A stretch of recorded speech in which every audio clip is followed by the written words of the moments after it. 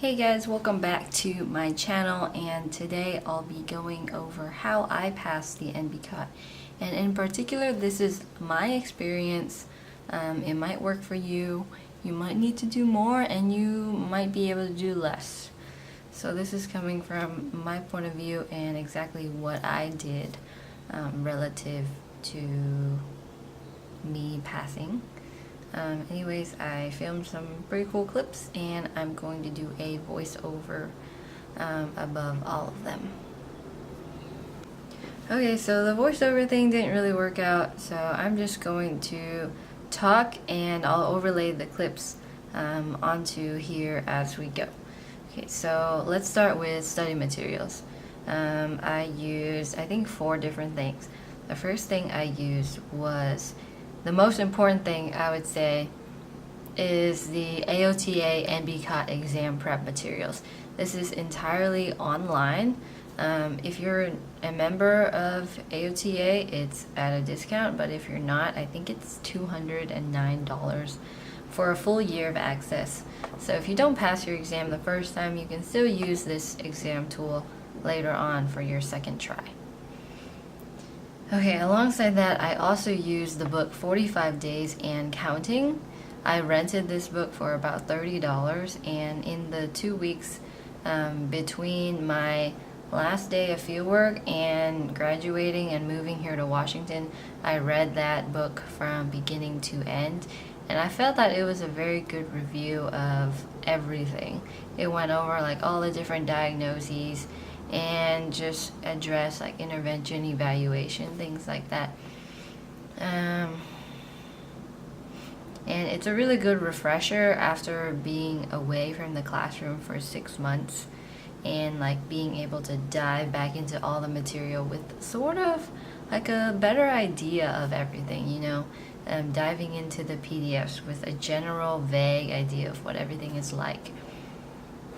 So I felt like that was really helpful. I do recommend renting this book since you're not going to keep it after you pass your exam. Okay, there's one more really important one. It's called the NBCOT Exam Review Guide. It's also called the Purple Book. I'll show a picture of it to you. And it has, I think, 3 full tests, as well as like a 4th section of 200 questions divided by topic. So it was just really useful to like sit down and be able to take a practice test. And in my opinion, those the Purple Book was a lot easier than the actual test itself. It's also a lot easier than Therapy Ed. None of these practice exams are really representative of what the NBCOT actually felt like. I would say the AOTA study materials did that the best. But this Purple Book is just a good way for you to like practice your endurance.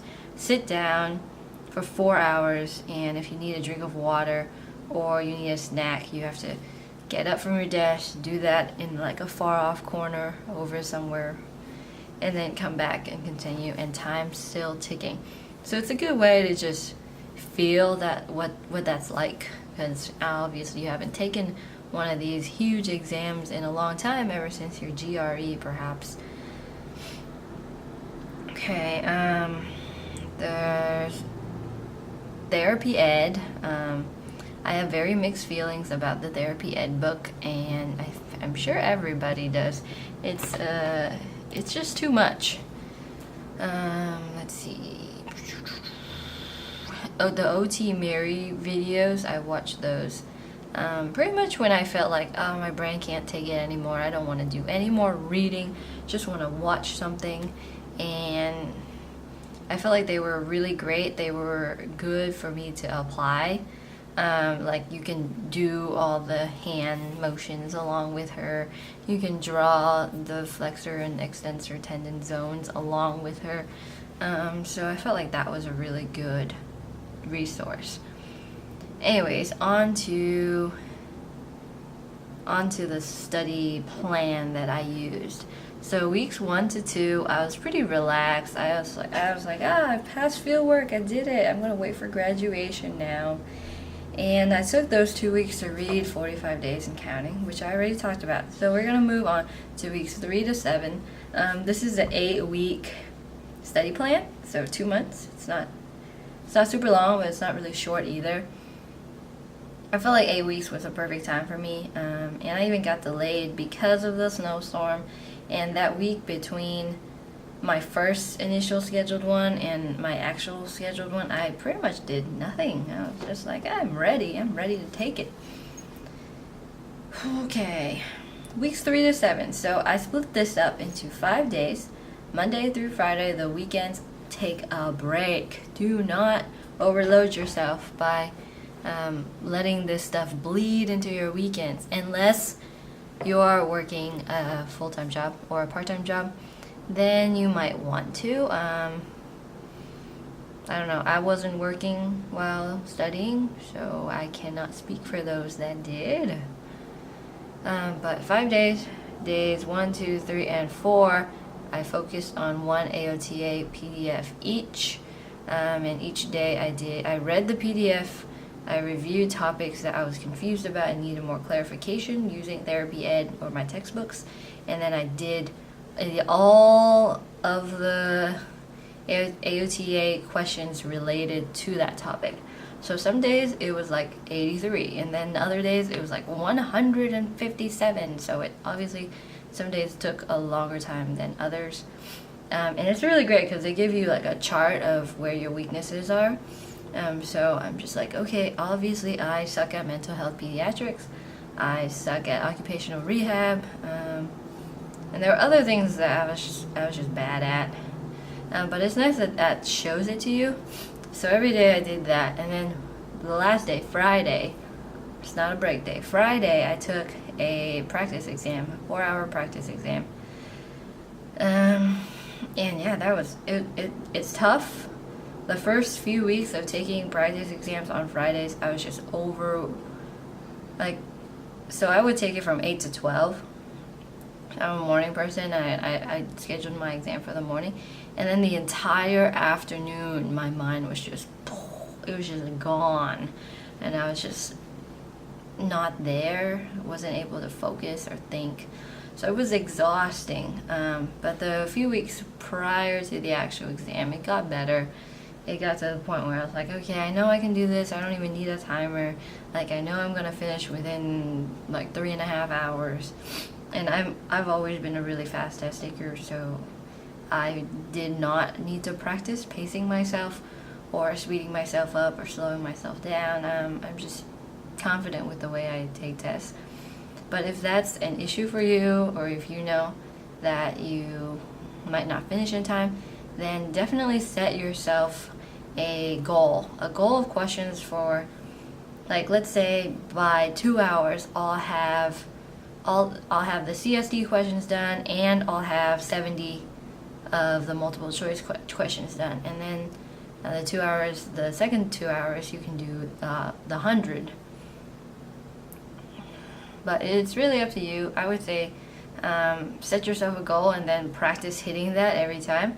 And eventually you'll just get used to it, and you won't be so stressed out about time when the actual exam comes. And week 8 is the week right before your exam date. Monday I took a practice test. Friday I took a practice test. The days in between were either like reviewing weaknesses or relaxing days. It wasn't like super serious. And then exam day, make sure you eat a pretty good breakfast, because it's going to be a pretty long time until you eat lunch. Drink lots of water, but not too much, because you don't want to go pee too often. Bring a bottle of water and bring snacks. Bring a light jacket. It could be cold in there. What else? Wear comfy clothing. Definitely just don't be afraid to fully sweatpants and sweatshirt it out. You don't need to impress anybody in the testing center. A lot of people wear jeans. I don't find jeans all that comfortable, so I definitely wore my joggers.